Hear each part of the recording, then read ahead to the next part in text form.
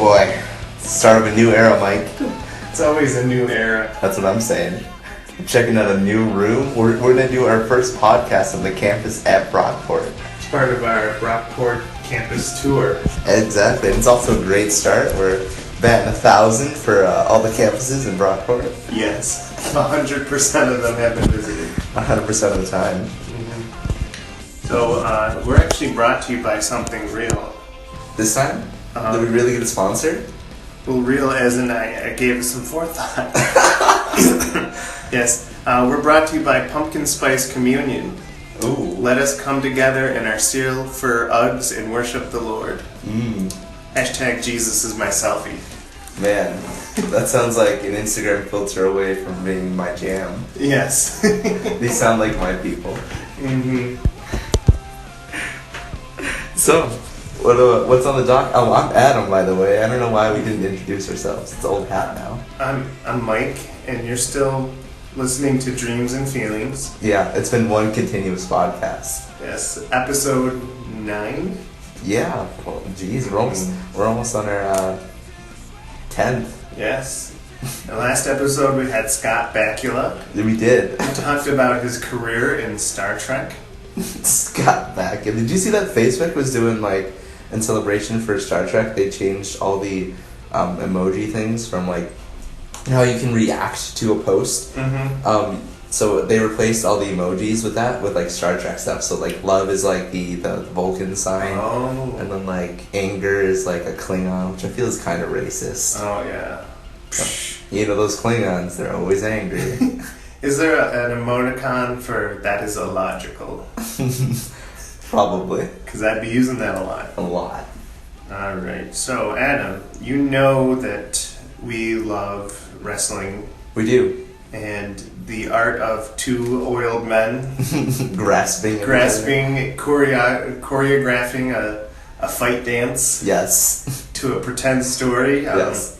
It does it for us. It does it. So I was hoping that you could see if you could name or if you could describe all of these finishing moves. Oh, shoot. I went into my library of these are all finishing moves that I couldn't do. Okay. So, you know, it could be a leg drop or... Right. An atomic leg drop. Yes, or any of those. So, let's see how deep your knowledge goes. Oh, shoot.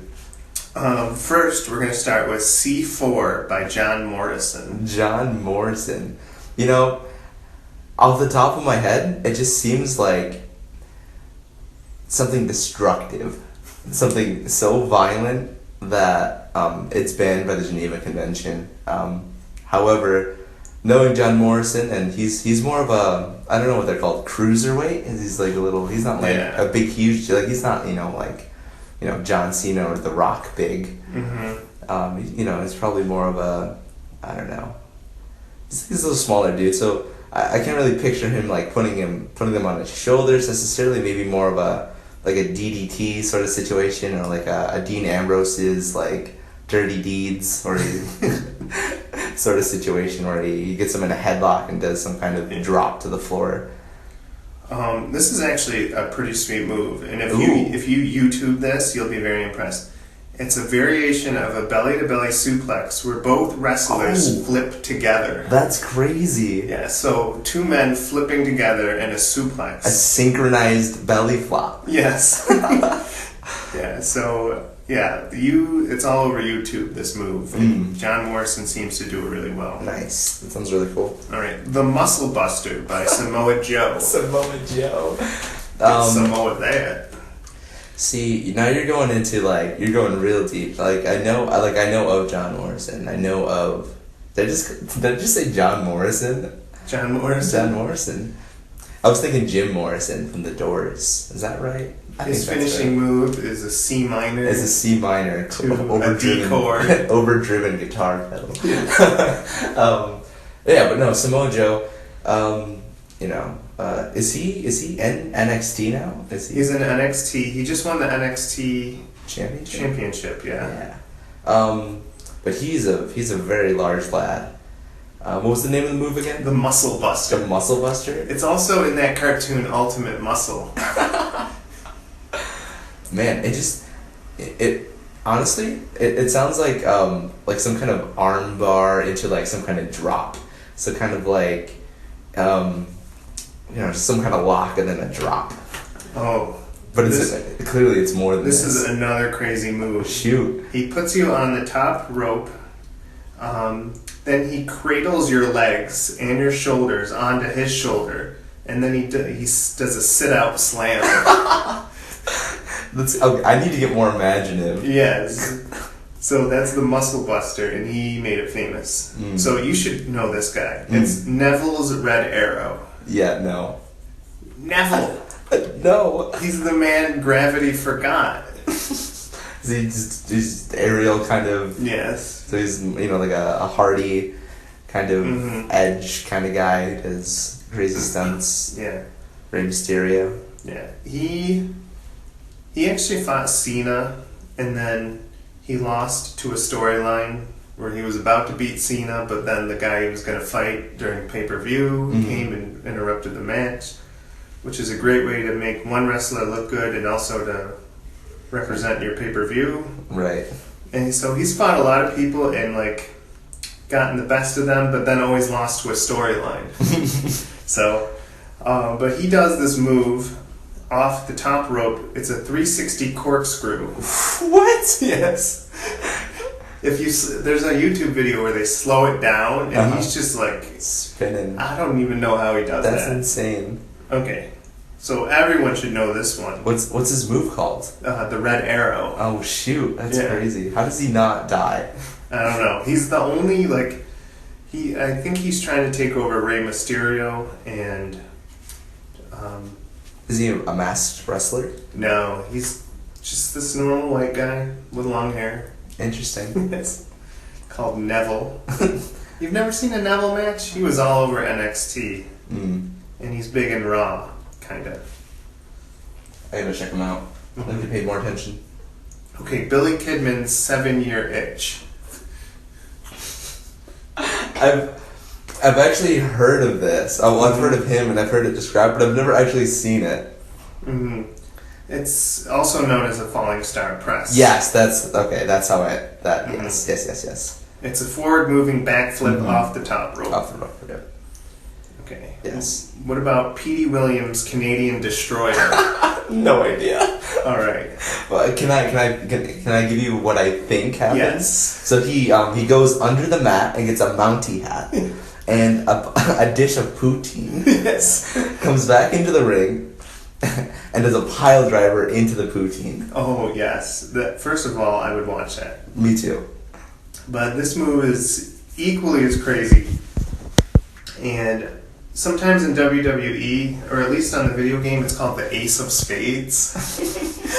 Where, Motorhead is looking at the copyright. Yeah. It's where your person who's doing the move does a sunset flip. Okay. Then they pick up the person and land it into a power bomb. What? It defies all gravity and all physics. All physics. Like I had to watch it like 6 times. So he picks him up. So and then bombs. He does a sunset flip. Right. Picks up the guy, flips him over himself, and power bombs him. How are these? Look it up on YouTube. It's amazing. The Canadian Destroyer. All right. So this is from old WWE. Ooh. Christian Cage's Unprettier. I mean, it's got to go right for the moneymaker. Yes. And I think he pulls a he pulls a card out of the Joker, Nolan's Joker's playbook. He puts a pencil? Yeah, he puts a pencil into the mat and smashes someone's head into it. Yeah. Actually, this move is really cool, and I don't know how to do it, because then I'd be doing it on everyone, but... True. You do an arm grip that puts the wrestler's head into the small of your back, so you can do a face slam. But I don't know how to start it, or how to do it without killing someone. Yes. Otherwise, that would be my official greeting. Okay, what about The Lethal Injection by Jay Lethal? First of all, great branding. Yes. Jay Lethal, what a great name. Man, you know, it's conjuring up images of like,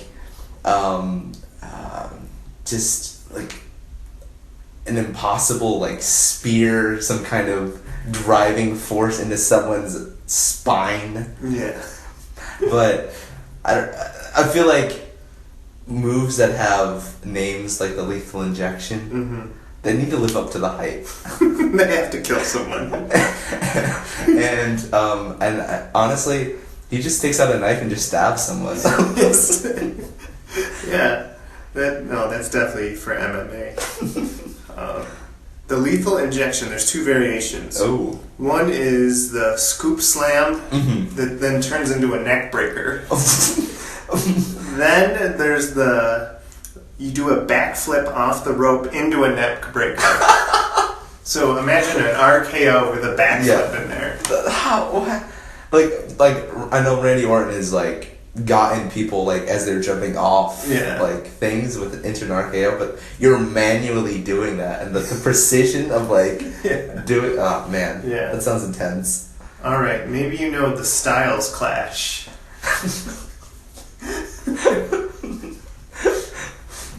Oh man. Who's the wrestler is AJ Styles. Yeah. Nah. I feel like it's. Have you ever seen RuPaul's Drag Race? So he wears mismatched colors. Right. Well, no, he sits down and like critiques the other wrestler's outfit and just completely demoralizes them, and then they have no will to fight. Yes. And they lay down for 3 seconds. Yep, and then he pins them. Yeah. With a name like AJ Styles, he's very conscious about fashion. Yes. Very fashion forward. Actually, this is a trend with a lot of new wrestlers. In ECW, almost everyone had a pile driver as their finisher. Adam Cole from ROH has a pile driver. A bunch of other wrestlers have a pile driver. Kevin Owens has a pile driver. Yeah. It seems like the way to go. Let's see, RVD had a pile driver. Which is interesting because it kind of fell out of like favor. Like it wasn't as popular for a while. I think people doing it wrong a lot in the Attitude Era kind of like scared people, because like Stone Cold like lost a significant portion of his career because he busted a neck. Oh yeah. So this is a pile driver variation where you lock the arms of the wrestler with your legs, and then you fall on your stomach. Oh yes, I've seen that. Okay, yes. And then when you spin around, they're automatically in a pin. Have you ever heard of the Le Magistral? You're just making stuff up. No, this was actually done by The Undertaker. Oh, it's a move done by Lucha Libre, like small guys. When he walks on... Oh, no. Not that one? Okay. This is a move where you get someone on all fours, you lock their arm around your leg, and then you do a somersault, and you perfectly go into a pin. And The Undertaker did one on Brock Lesnar. Oh, shit. At No Mercy. The only guy that he could do it to. Yes. Because I'm assuming you have to be equal size. I know that The Undertaker does a lot of stuff that he shouldn't be doing at his size. Yeah. Like, one of his moves is he, like, gets up on the turnbuckle and he tightrope walks and then gets into, like, that armbar smash, yeah. And he goes over the top rope a lot, too. Like, he'll run and he'll just jump over and, like... Just like a man that size should not be doing that. Oh, absolutely. Especially at like he's like 50 something. Like good for him. Good for him. Yeah. Have you ever heard of Chijiri's tarantula? He just brings out his pet from home. Like this is my tarantula. Yes. And it impresses people. Yes. It's a submission on the ring ropes where it wraps the wrestler's arms and legs into the rope. Oh wow! How do they stay still long enough for him to do that? I don't know. He's magical and Japanese, so right. That's all you need to know. Right. Mind control. So if you don't know those moves, I would look them up on YouTube. They're all beautiful. They're what got me off ballet into pro wrestling. Is that what you teach at your gymnastics gym? Oh, actually, funny story. Rochester wrestler, his name is Mayhem, Okay. actually wanted to learn how to do a moonsault from my dad. Oh, that's cool. Did your dad know how to do a moonsault? Yeah, well, it's a backflip off the front rope. Right. So he probably taught him the backflip part. So That's pretty cool. So if you want to learn pro wrestling, go to thevictorsgymnastics.com and sign up for our beginner girls class. Yay! Or our bouncing bunnies class. Both excellent choices. Yes. All right. So A moonsault. moonsault. I've always been really impressed by Chris Jericho's lion salt that he would do, where he would run and then jump off the middle rope and do essentially like a moonsault onto people. It's pretty cool. Yeah. I remember in NWO Revenge for N64, if you got too close to the rope and you hit a button, he would just automatically do it. And just constantly do it. Yeah. So Chris, stop it. it's all I know how to do. So I gave you homework, Adam. You did. And unlike my schoolwork, I actually did it. Yes. And this is actually enjoyable. And It was. I love watching on YouTube the 50 classic games of this obscure system or that obscure system. So I just brought up a bunch of obscure systems and asked Adam to find games he would like to play. Indeed. For example, starting with the 3DO. The 3DO. Started by Panasonic in 1995. Yeah. It was a precursor to the PlayStation 1. Which during the research, I was like, aren't these games for the PlayStation? What is going on? Yes. And I know 3DO more as like a developer. They were involved with some games like Battle Tanks that I played a lot, and some other like Sarge's Heroes, I think. Oh yeah. But so during the research, the game that I found that looked really cool, and it seemed like it was the most popular game on the system, was this game called Star Control. Star Control? Yeah, it was like this space exploration RPG game, so it was like No Man's Sky before No Man's Sky. It was cool. Yes. But yeah, so I was reading through the game, and it looked really cool. Like it combines it's almost like Knights of the Old Republic, but with like more action kind of exploration, open world RPG sort of stuff, and it looked really cool. So I would definitely play it. So most people don't know that 1995 was the year of FMV, full motion video, where you would get these movies, cheesy 80s, 90s acting. Well, it started with like Mortal Kombat. The characters in that were FMV. Yeah, well, they were drawn to life characters. But I'm talking about, you had Mad Dog McCree, where you played an Old West, and it was an Old West actual TV show, and you got a little gun cursor. What? Like in the so it was like, okay, so it's so it looked like real life, but it was just like recorded television. That's great. Okay, so then you just played through. Yeah. So there's a new game that came out for the PlayStation 4 that's almost like that. It's called Time. It's not. I almost said Time Crisis, but that's a great light gun game. It's something about time, and it's so the choices that you make in the video game affect a TV series that you can also watch. Right. So, but it sounds very. That sounds awesome. Yeah, it's really cool. I was talking about the game starring Tia Carrera. It's called Deadliest. Daedalus. Yes. Dallas, the TV show. Dallas. And it's her acting and doing like cheesy space sci-fi. And then like you get this little cursor and you shoot down ships, and then you get to see more of the story. That sounds fun. In fact, when the Sega CD came out, they came out with a Batman and Robin game, which was considered Batman the animated TV series. Well, this was like an extra episode. Wow. It played out as a whole entire episode. So, yeah. But I don't know if you looked up the game Killing Time. Ooh, what is this? 3DO. On 3DO, I did not see that.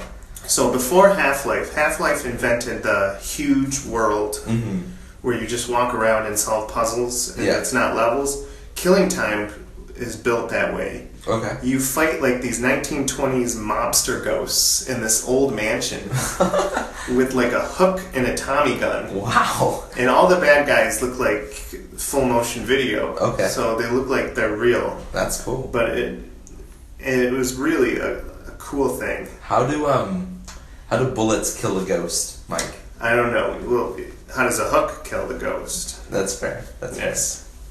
So any other 3DO games? 3DO games? No, I was really intrigued by Star Control. I actually kind of want to see if there's like a port out on like Steam or something. It looked really interesting because it was this combination of like text based, also with the exploration elements and RPG elements, and all stuff that I love. Yes. Do you know Naughty Dog? They do Uncharted? Yes. Well, they made a game for the 3DO called Way of the Warrior. Yeah. So as I was doing this, I realized that there's a whole bunch of like games made by designers that are like huge now. Yes. Like I found a game that we'll talk about later made by Bungie, and I was just like, doing stuff like. But we always think the '90s are so long ago. They're not. It wasn't that long ago. Yeah, Way of the Warrior was like a cash-in at Mortal Kombat, and they had real models, like, and everyone had their own stereotype. They had the Australian Shaky Jake, this ninja who wore a pink belt, not very named the Ninja. Creative. Yes, and they the moves were impossible to do, and it was really hard, and it looked jittery, but I love it. So because you can't go with the main one, you have to go with the knockoff. Yes, I'm all about the knockoffs. So, Amiga. What did you have for the Amiga? So, this is a game that I hold really near and dear to my heart.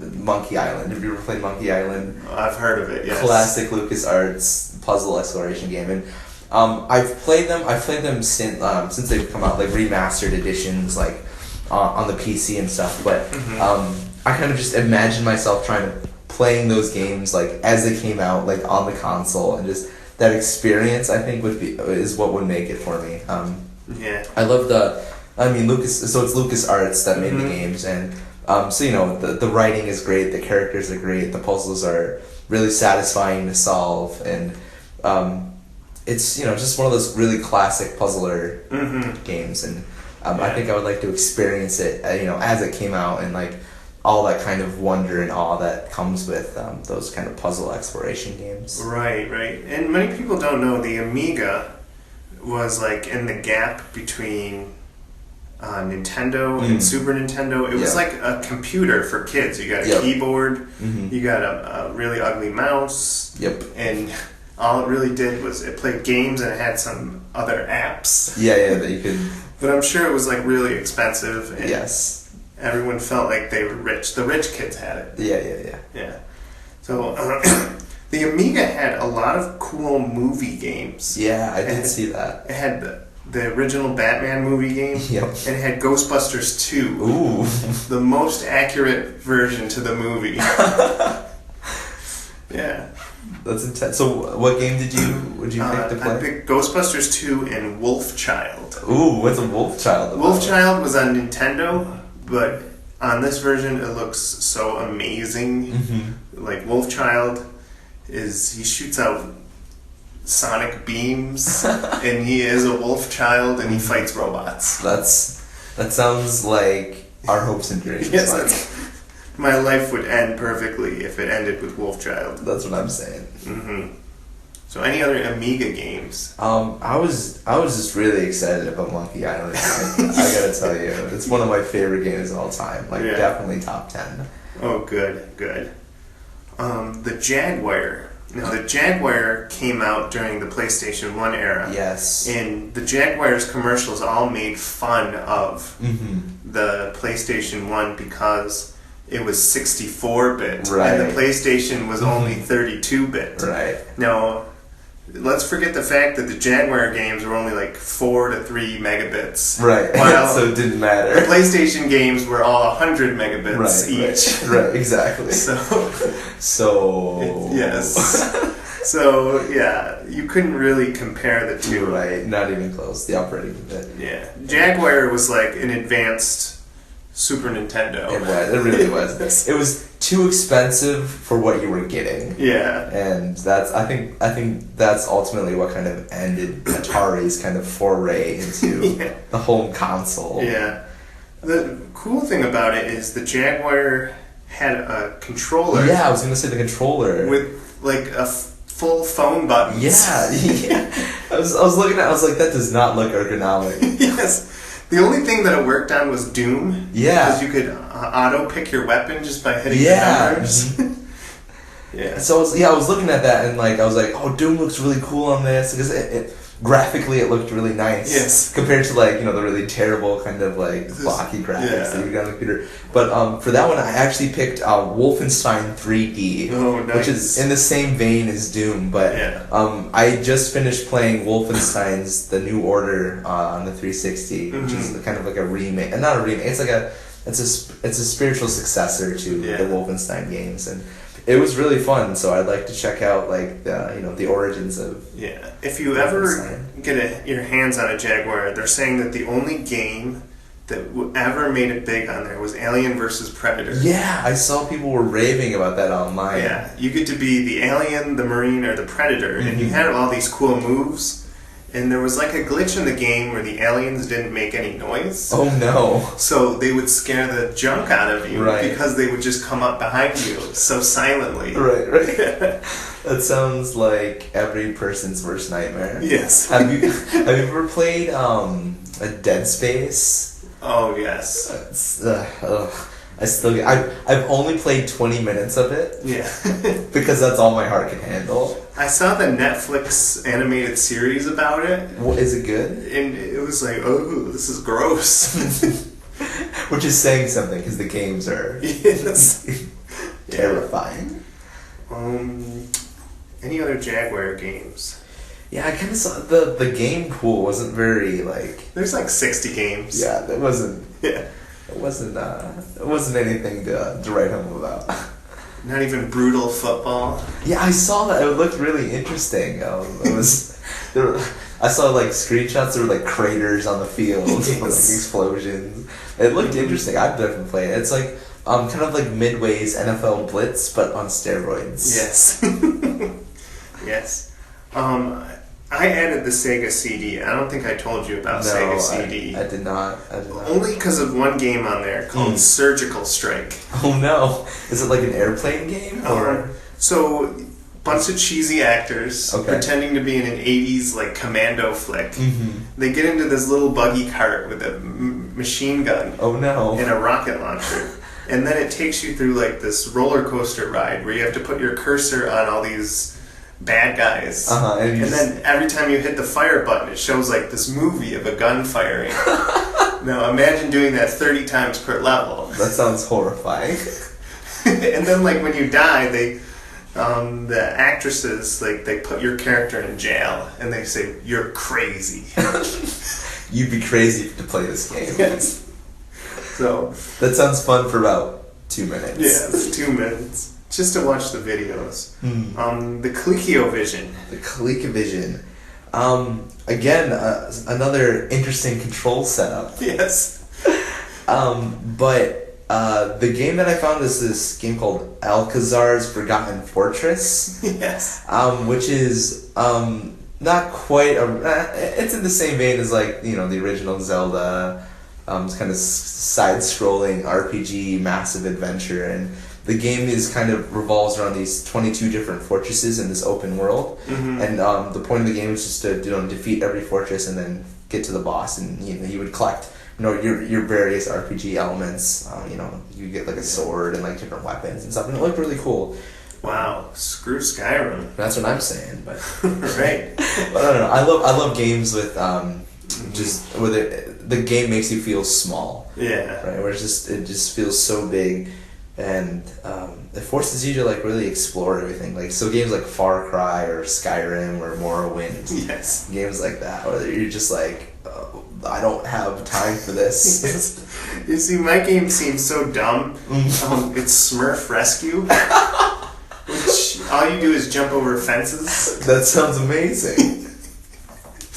Or Antarctic Adventure, where you're a penguin and you jump over fences. And you jump over fences. Yes. Really? Or you slide out of the way of fences. Okay, same thing, just different directions. Yes. To imagine that like these games probably were $60 a pop. That's insane.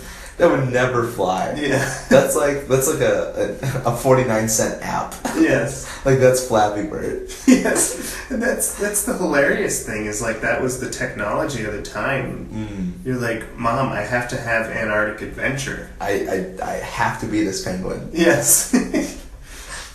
So ColecoVision. Yeah, ColecoVision had Donkey Kong on it. They did. I saw that. I almost picked that, but I was like, I gotta go something different. Yeah. But that was really interesting because I didn't know that like Nintendo at the time was giving their stuff out to like third-party systems, which is interesting.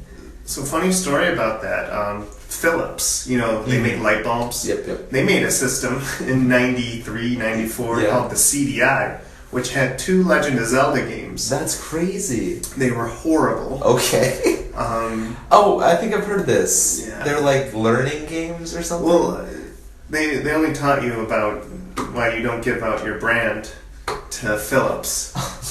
It was a 2D scroller. Yeah. It had this horrible acting cartoon where like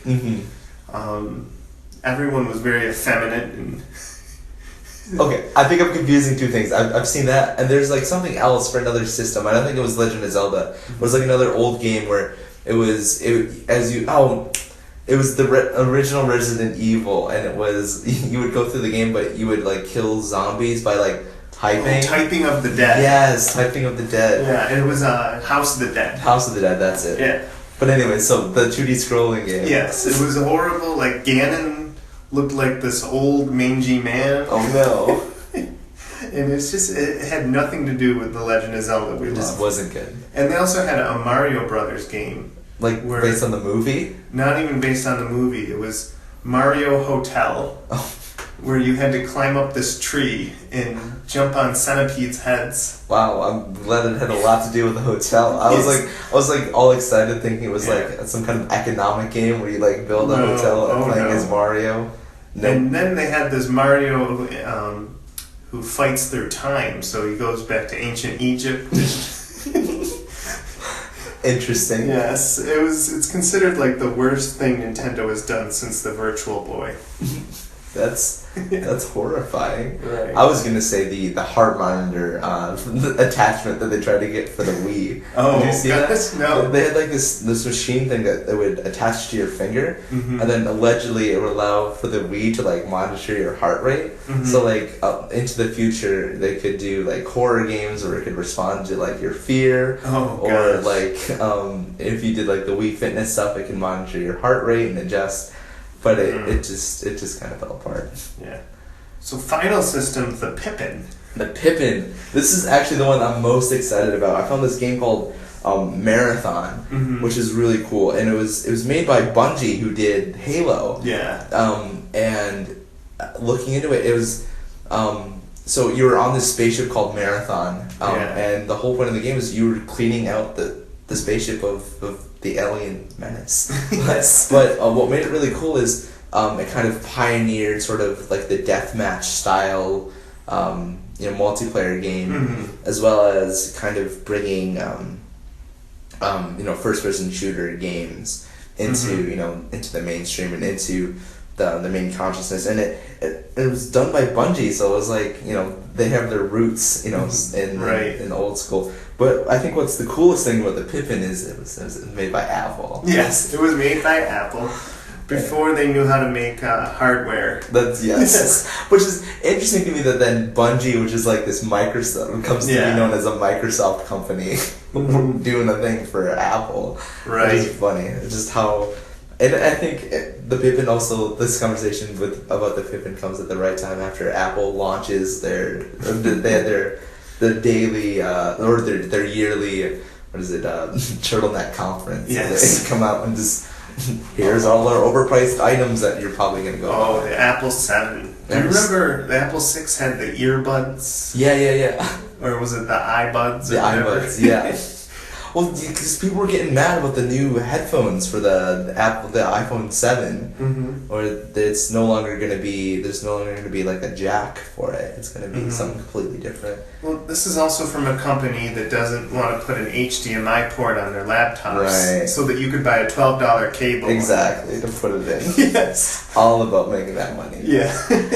But and we were having this conversation earlier, but they're also going to release, Nintendo's going to release, I think, an Apple exclusive Mario game called Mario Run, which is like this side-scrolling kind of Mario game on the Apple devices. Yeah. Which will be interesting to see.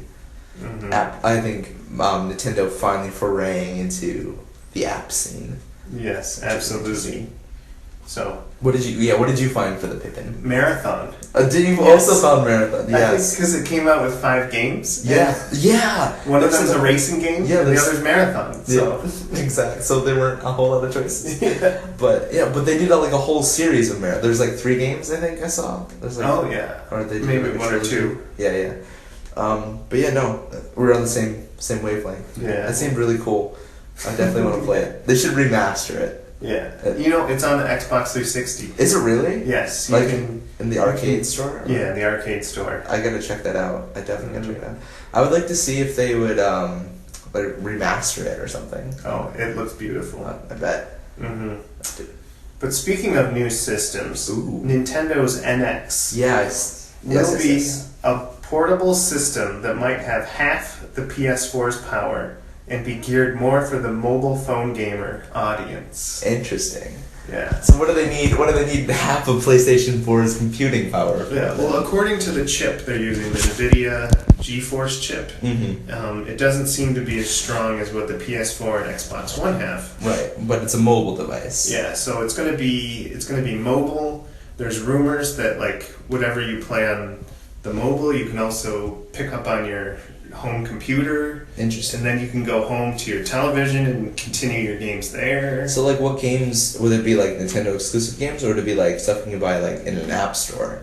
Well, first of all, it's going to be the new Legend of Zelda game. Yeah, I saw that. Which is going to be like Breath of the Wild. It's going to be 4 times the size of any Legend of Zelda game. That's yeah. So that's exciting. But I always know about this Nintendo. When they come out, they put all these promising games. For example, the 3DS came out. It came out with Resident Evil. Yep, the remastered. Yeah, the remastered. The Revelations. Yeah, Revelation. It came out with a Splinter Cell. It came out with a Spider-Man game. It came out with all these guy games, and I'm like, Nintendo's back. Yeah. And then I bought it, and then it's like Imagine Babies and Cooking Mama. Yeah.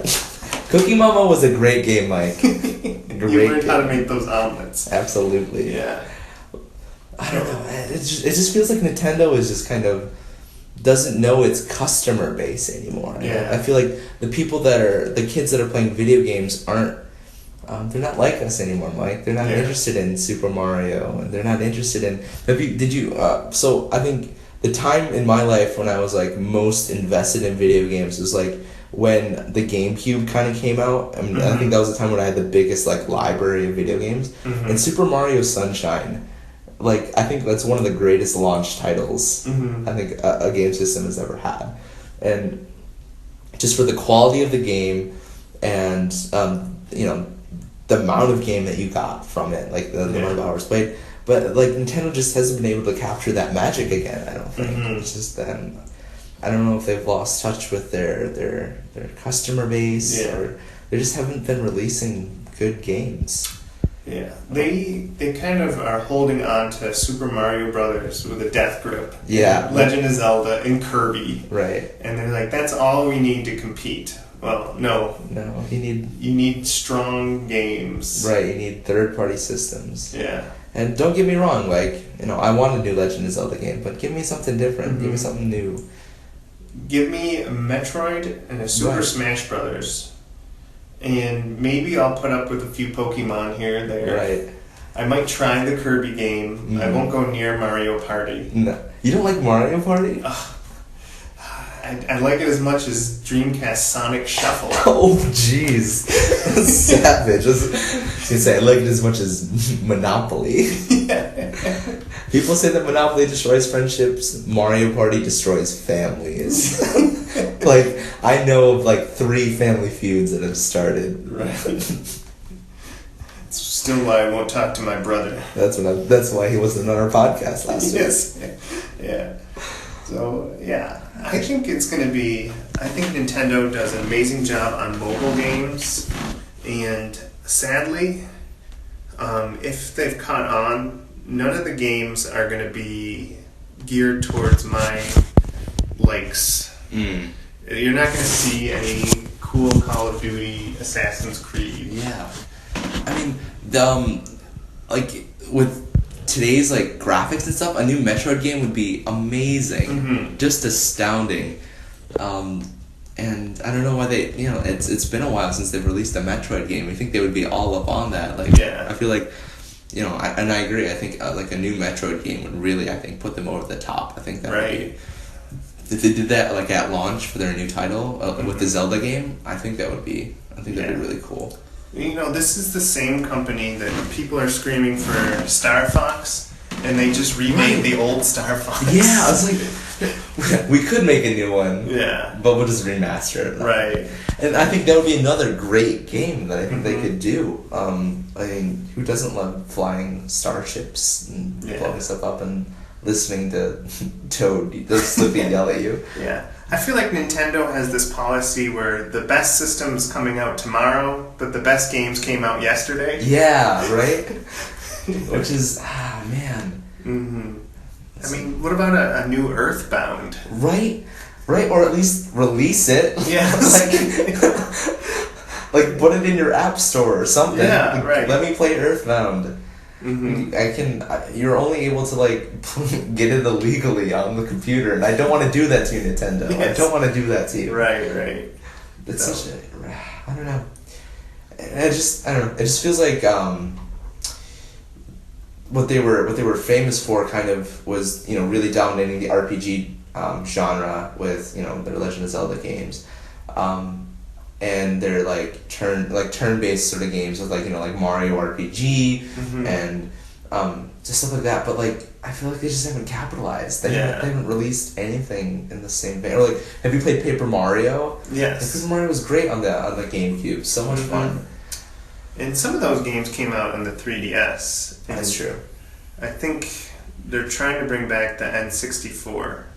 N64 like games? Yeah. But what made the N64 great was that it was new and it was fresh back then. Exactly. They were and it also seemed like every single game that they put out on it was amazing. So like GoldenEye, Smash Brothers, Mario Kart, you name it, it was amazing. Legend of Zelda Ocarina of Time, possibly the best game of all time. Yes. Like, I don't know, it just feels like Nintendo has lost their magic.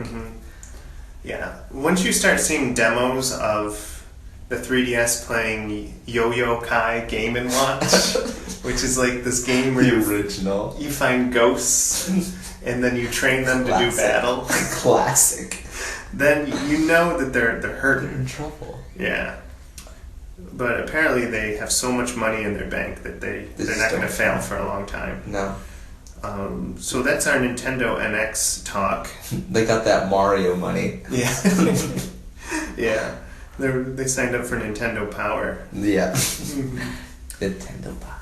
So, one of my favorite memes is that old British guy using archaic speech words to translate popular lyrics. It's based on an artist named John Decroux.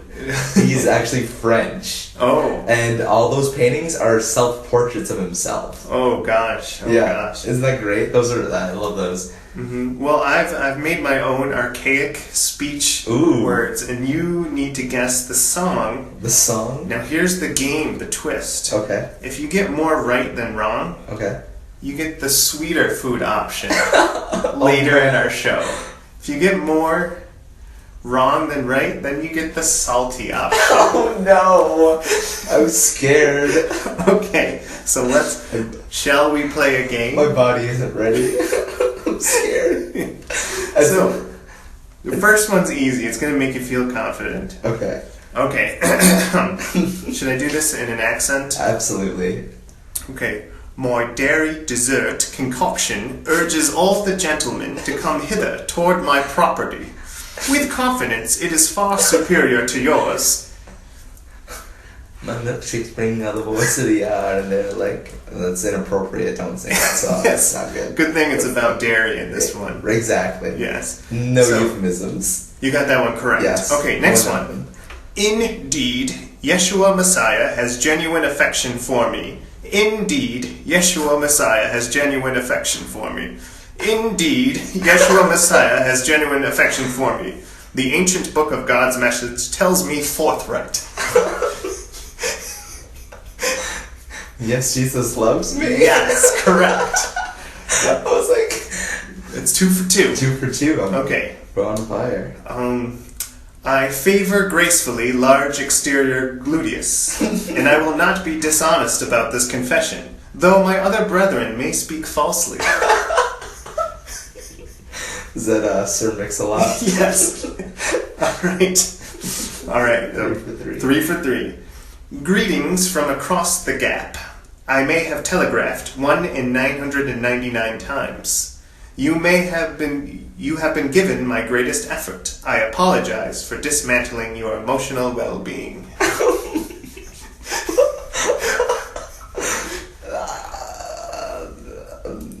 No idea. You stumped me with this. I may have telegraphed 1 in 999 times.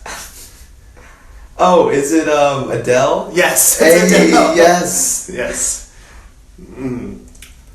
Okay, a stranger once confessed to me that the globe of nations was going to rotate me violently. I do not profess to be the most cutting piece of equipment in the shed house. With her pointer finger and her thumb finger, she gestured a letter upon her forehead in the shape of an L. The greatest of the 90s hits. Yes. Which is so 90s, it came out early 2000s. That's what I'm saying. That's how great it was. That was Smash Mouth. Okay, good. We really came out in the early aughts. Yeah. Yeah. It was on the Shrek soundtrack. Fun fact. The lead singer of Smash Mouth actually argues with people over Twitter that song came out before Shrek, and Shrek didn't make it popular. And those Twitters can get pretty nasty. Shrek made that song popular. Yes. Oh no. Check your tweets. You got labeled. Alright, this one's gonna probably be the hardest. This particular melody is my fisticuffs tune. It is my life retrieval tune. It has proof that I am healthy tune. My persuasive energy is activated. Currently, I will be in a state of strength. Is it sad that I know this? Maybe. Oh, it's Fight Song, but I don't know who it's by, because I thought it was Taylor Swift originally, but it's not Tayllah Swift. It's another artist that is very talented, and her name's Jennifer something. Yeah. Yes, this is my fight song. That's a great song. Oh wow, you got that one. I did. I don't think I can stump you. Oh, maybe. Confounded! I have committed that act again. I have manhandled your innermost vital organs. I am not incredibly free of guilt on the situation. One more time. Confounded! I have committed that act again. I have manhandled your innermost vital organs. Man. I don't know. Tell me, Mike. Oops, I did it again.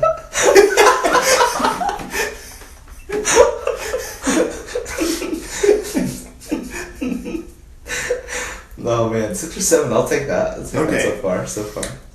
I do not have need to operate you against your will. Stare into my pupils, and I will have ownership of you with my two-step like musician Mick Jagger. My two-step like musician Mick Jagger. The very sexy Adam Levine. yes, it's true. Ooh, all right. He's just got a smolder. Oh yes. So here's the final one. Ooh. And you better know this one. Okay. Because it's on all the radios. Oh no. You have telegraphed me to spiritually enter bodies of liquid H2O. The large uncertain areas where my walking limbs may be unsuccessful. Henceforth, I locate you in this land stricken with uncertainty. In Atlantic bodies of salt water, my suspended belief of a divine presence will withhold the test of time.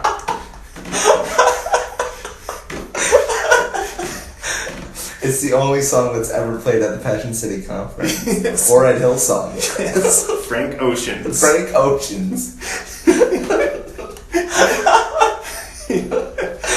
I dare you to sing it like that. In Atlantic bodies of salt water, my suspended belief of a divine presence will withhold the test of time. It sounds so much more majestic. Yes. All right. Wow, you got... I got 8. 2, 3, 4, 5, 6. Yeah, you got 8. Good for you. Okay. You're getting sweet. Yes. We're going to try both, aren't we? Yeah. You're going to beg for both. Okay. All right. So, our more serious in the news question. Asking you personally, is there any crime, corruption, injustice, or sin in America that would make you sit down during the national anthem? That's very interesting. Mm-hmm. That's a good question. And, I don't know. I feel like this is gonna be unpopular. This is gonna be an unpopular. That's why I put it after the fun one. After the fun one, build them up and then crush them. Yeah.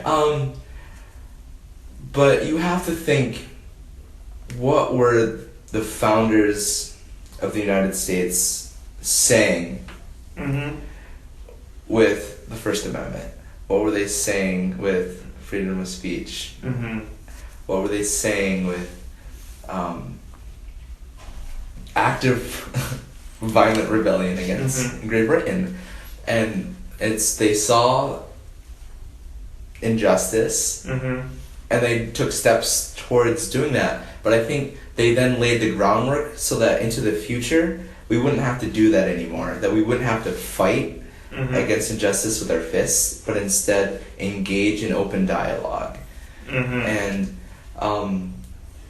And is, like Black Lives Matter. Yeah. That whole movement, like, I get it, but I also think that some people take it too far, and it's, it's too violent, and it's totally against what they're trying to say, and it's totally against what, people as human beings should be doing. However, there is injustice there, and I think any kind of peaceful kind of protest is good. And I think that's kind of what the whole point of the Constitution is.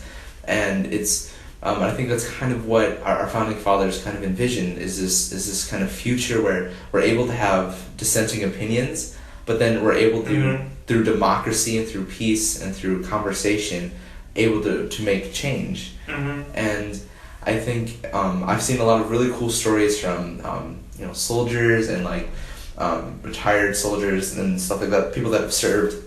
And don't get me wrong, like I have the utmost respect for that, and my family comes from on my mom's side at least a long line of people that served in the Navy, and like my uncle is a retired Navy SEAL, and like he's teaching out in San Diego at dive school, and like my mom actually became a citizen of the United States because I know on her dad's side they served during World War II in the Philippines, and like that's how they got their citizenship. So it's like, I get it. I get it. But those people didn't fight and die for us to like not be able to participate peacefully in a way in our government and where we see injustice. And I think specifically athletes like Colin Kaepernick, when he and Megan Rapinoe, and who's a women's soccer player who kind of took up the charge also, and Brandon Marshall did it last night during the football game. And I think that they're incredibly brave and incredibly forward thinking in the fact that understanding that they have a big platform, and they understand that they have a really big voice because of who they are, and instead of advocating for like violence or anything like that, they're peacefully and quietly saying like there's injustice and we need to do something about it. And I think something else that Kaepernick is doing that's really cool is recently there's been a spike in his jersey sales because of the stuff that's been going on. But he's like, okay, every single dime from that is going to go right into the neighborhoods, and that's what he said. Like every dime I'm going to donate to this charity, and then it's going to go to rebuilding neighborhoods. So he's not just doing it for attention. Like he's putting his money where his mouth is, and I think as Christians, I think that's a whole nother area, because I think first and foremost we're not Americans. Like, I'm not an American first. I'm a Christian first. Yeah. I'm a citizen of heaven. Like, that's my number one priority. Everything else is secondary. And I think, and Christ very specifically says, like, your heart should break for the stuff that breaks my heart, right? And whatever you do unto the least of these, you do to me. So, the poor and the powerless. And there's a segment of our population that feels poor and powerless. And I think as Christians, we need to not be on Twitter and on Facebook kind of bashing these people and saying that that there's a genuine need and a genuine feeling of, like, they're not being heard. Right. And, like, I'm totally behind these peaceful ways to protest. I'm not 100% sure that might be getting the message across, because you don't want to show that you're ungrateful for living in this, because there's a lot of free things and there's a lot of opportunities. At the other time, like, if there's an effective way to show that you want to stop, police brutality or a wage gap, I think there are better ways to do it. And I think, like you said, dialogue. Absolutely. So, I would say, I actually had a student or a classmate in high school who wouldn't stand for the Pledge of Allegiance. And the school put him in the front office because I guess that was seen as rebellion. But, like, his reasons for doing it were more out of a punk attitude. Yeah. More out of a, like, I won't conform. Confession, that was me in high school. Like, I didn't stand for the pledge, or if I didn't put my hand over my heart. So, disclaimer there. Yeah. And, and maybe I did it, like, without thinking, because I was an American sheep. But, like, if you're going to do something that doesn't stand for the anthem, you're sending a message that says, I'm not grateful to be here, which I don't think is the message you want to send. I think you want to send the message that there are problems that we need to look at. I don't know. Our greatest example is, Dr. King. And, he did sit-outs, but his sit-outs were very specific to the injustice. Yeah, absolutely. Yeah. Whether it was reintegrating, like, diner, like, if you've seen the photos of people that were sit in diners where it was, the counter was, like, white only, so people of color and people that were white, Caucasian and Asian, whatever it was, they would they'd come and they would sit and they would integrate the tables very peacefully. And I think that's interesting that you kind of brought up the point of kind of, I don't want to say, like, respect, but, like, kind of, being grateful for the United States, and I don't know. I don't know. I think it's a complicated issue, and I think that it's hard, especially when a segment feels like they don't have a voice. Yeah. And sadly to say is that, like, not being grateful is an American thing. Like, Canada has its problems and its injustices, but, like, not standing for the anthem would be unheard of.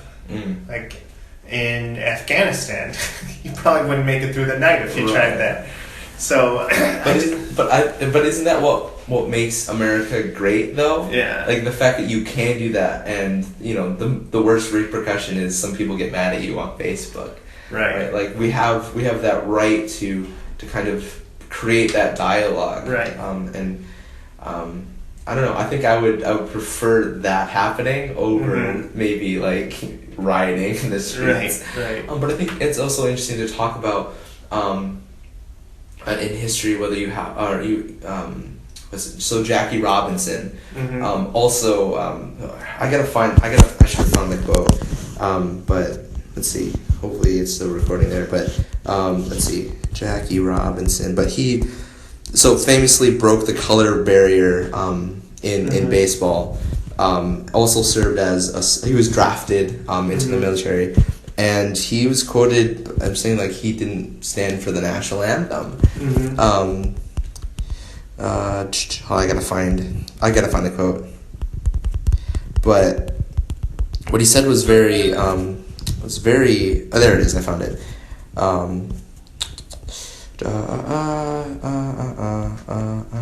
He said, I cannot stand and sing the anthem. I cannot salute the flag. I know that I am a black man in a white world.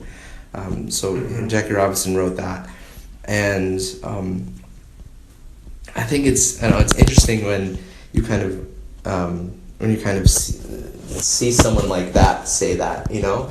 Like, and, you know, that wasn't that long ago. Like, that was, and he was coming in, I don't know. I think it's interesting.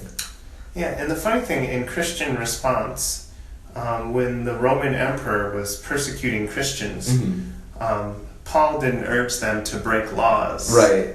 And while not standing for the anthem is not a law breaking, he still wanted them to pay taxes, and he still wanted them to be within the limits of what the government wanted, even though that was the same government that was lighting them on fire. Right. Which is interesting, I think. Yeah. That's also the conversation. I think it needs to be included, especially if we want to say we're talking as Christians, I think, in response to that. And I think Kaepernick also has some kind of Christian background. I remember. I know he has a bunch of tattoos that like have significant meaning, like scripture verse. Like he has entire scripture like written out on his arms and stuff. And I think his parents or his adopted parents were. His dad was like a pastor or something like that. I don't know. Citation needed, but he definitely has that. So, and I agree. But also at the same time, like the national anthem. I don't know. That's interesting. Like, what is you know, is that does that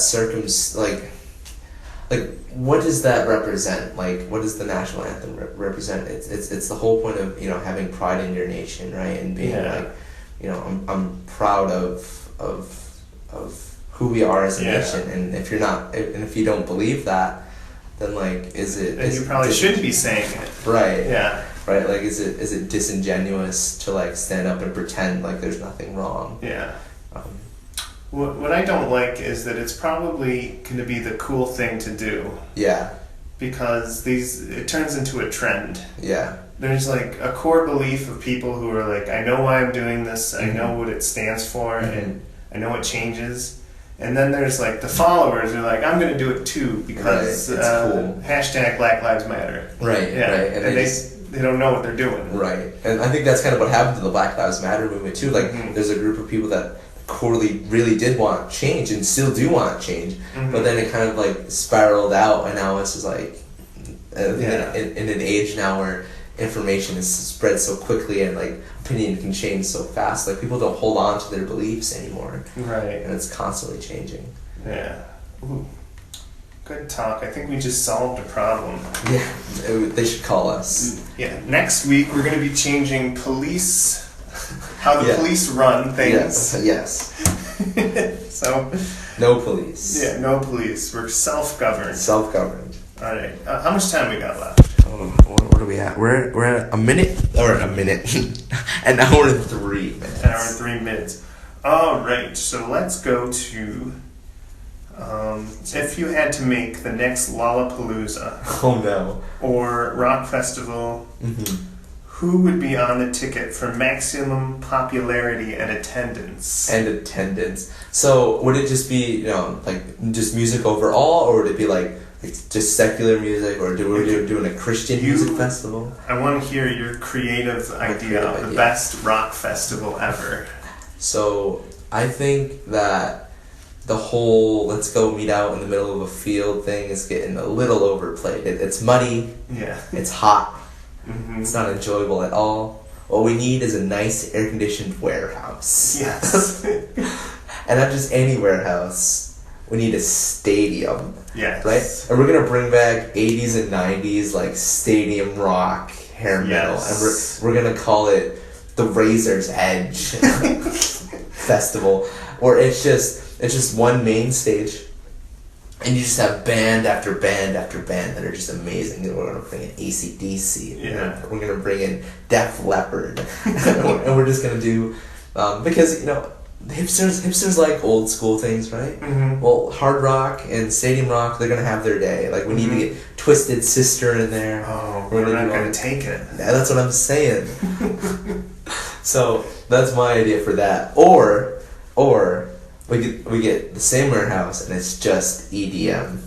EDM. Just electronic dance music. Oh gosh. So just a giant electronica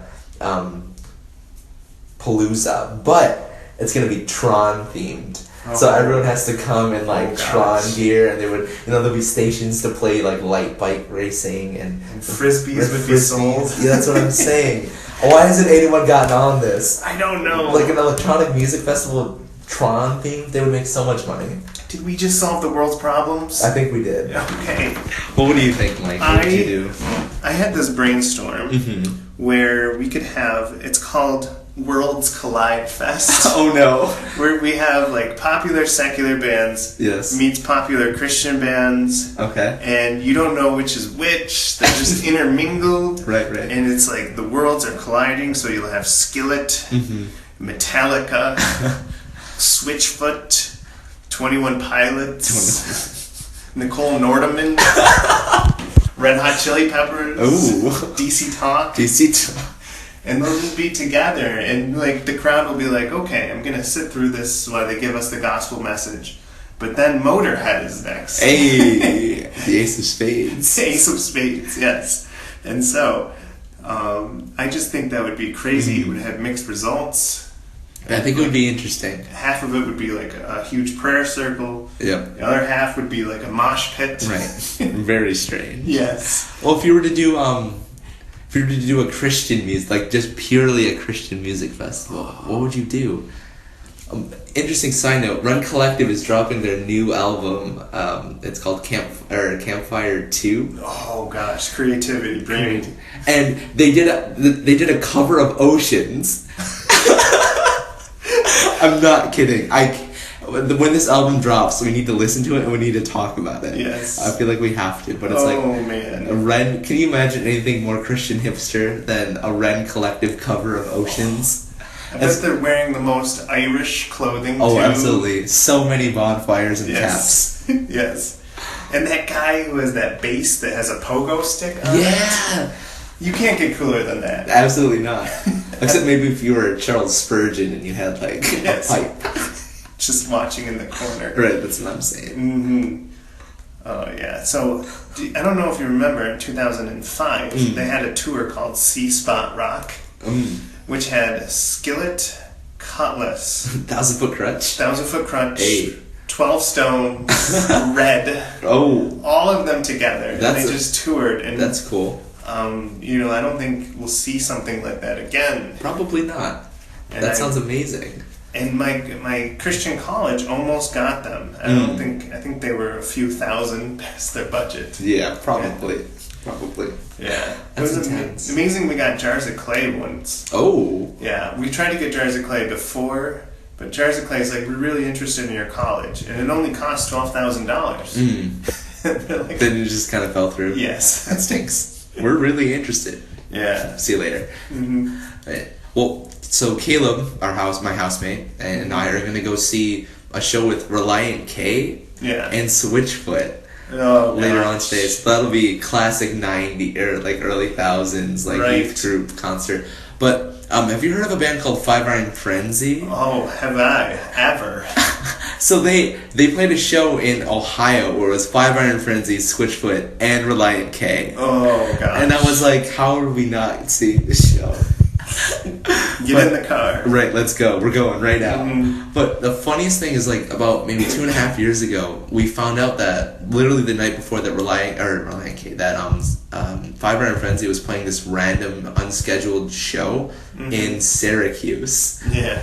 So we went to the show. It cost $5, and we literally just went the night before, and it was the greatest concert I've ever been to, because there were maybe 200 people there. It was really small, in a really small venue. We were right near the stage, and it was great. They played everything, and at the end they sang Queen, We Are the Champions, and they walked off stage. It was great. Oh gosh. It was beautiful. Oh my goodness. It's like that time when Newsboys weren't that big. They just started stepping up to the microphone. They played at Roberts Wesleyan College. Ooh. and they were so much fun. They weren't about their normal, rigid energy set. They were about like jumping around, doing bicycle tricks, singing 90s tunes about taking me to your leader. Yes. They had a screen which played old Nintendo games while they played. That's awesome. Yeah, so... I want that DC Talk back. You mean Newsboys? Same thing. Yes. Same thing. DC Newsboys. DC Newsboys. Yes. So, are you ready for Snackapalooza? Yes. All right. I'm so excited. We're going to eat both, even though I won the right to sleep. You did. You earned it. So I'm going to show you the good one first. The good one. This is, Pocky. Oh, I do know Pocky. Did you know they have green tea covered biscuits? I feel like this is just going to be really nice and mild, and it's going to be good. I like Pocky. Yeah, Pocky's good. Have you ever, I don't know what they're called, but they're like green tea kind of desserts that you can get at like, bubble tea places. Is it Mushi? Mushi, yes. So if that's anything to go by, this is gonna be a walk in the park. Like this is I'm about to eat one right now. Yeah, that's great. Like, this is great. It tastes like a tea house. Mm-hmm. You take the best part of Starbucks and put it in a biscuit. Which is saying something. The best part of Starbucks probably would fit on this. It's very sweet. The green. I wish there was a little bit more green tea flavor, but it's very refreshing.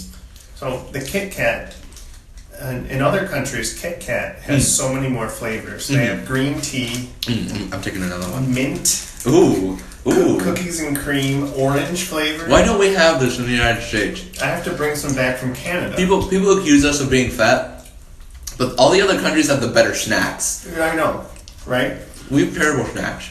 For example, Canada, they can't say we're fat because they're the ones who decided that French fries were too dry. Right. And needed to be covered in cheese. Gravy. And gravy. Right. We didn't come up with that. Yeah. We did not come up with that. We didn't. But it was crazy.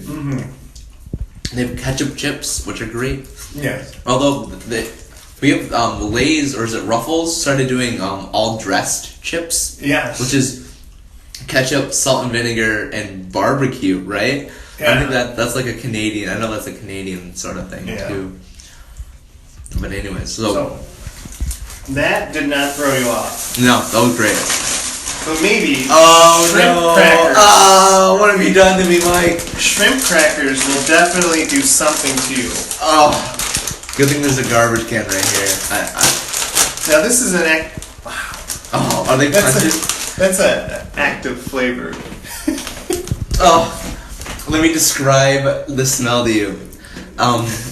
It's what the mop bucket and an aquarium would smell like after a hard day's of cleaning. If you ever go to the fish market and put your head into the garbage of unused things, it probably would mirror this smell. Oh God, Mike, you're killing me. Yeah. Yes, good thing they're small. Oh, you just went for it. No fanfare. I'm scared. Fishy?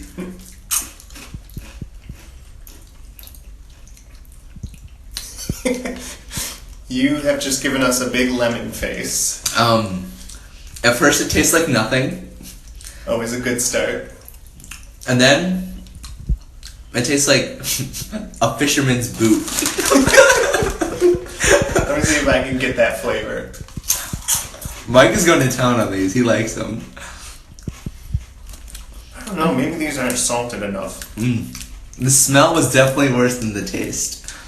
I think the shrimp shavings that they had left over wasn't as strong. Right. They... Not pleasant. Not pleasant. Not pleasant at all. Sorry, Nong Shim. Yeah. Your shrimp crackers are not Adam approved. No, not approved at all. I love that they're cut like crinkle cut French fries. Yes. To appeal to that American market. Yes. Yo, I'm gonna need some Pocky. So yeah, you won the Pocky. I did win the Pocky. So take that home and enjoy it. Hey, I will. And you take those shrimp crackers. I'll enjoy them. So thank you. Anyways, what did we learn today? We learned that Nintendo needs to step up their game if they want to keep Mike and Adam on board. They need to give me Metroid back. That's what I'm saying. How do they not release a Metroid game? Right. We learned that Switchfoot is really good next to Motorhead in any concert. That is confirmed. Very great. And that they should do an FMV video game with modern graphics. They definitely need to get behind that. Oh, yes.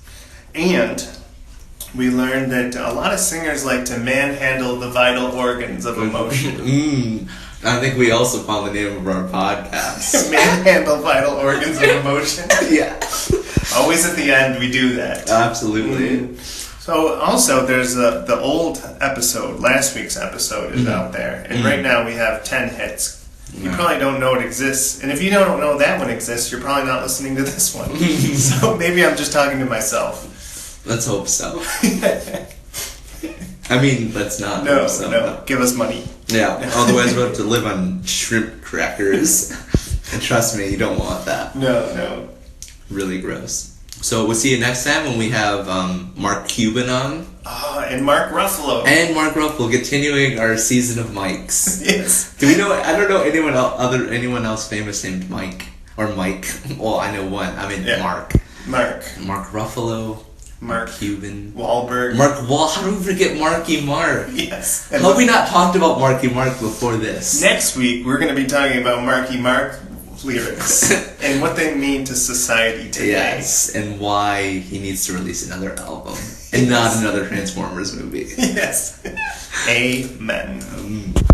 That being said, folks, that's it. We're done. Get out of here. Seriously, leave. Go do some homework. Yeah. Like I'm supposed to be doing. I'm late for class!